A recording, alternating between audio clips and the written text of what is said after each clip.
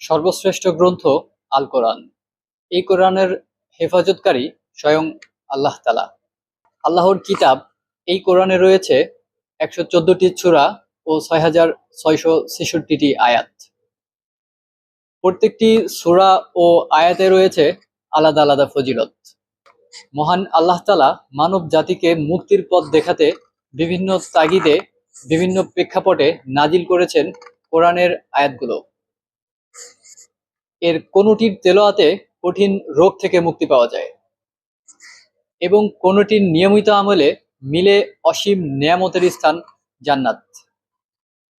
প্রশ্ন থাকতে পারে, কোরআনের সর্বশ্রেষ্ঠ আয়াত কোনটি? কোনটির আমল নিয়মিত করলে শ্রেষ্ঠ নিয়ামত লাভ করা যাবে?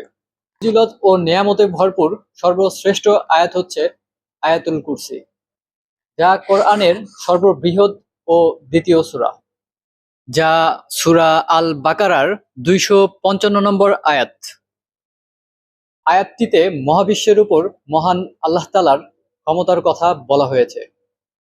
আমরা বেশি বেশি কোরআন শরীফ তেলাওয়াত এবং কোরআনের শ্রেষ্ঠ আয়াতগুলোকে পড়ার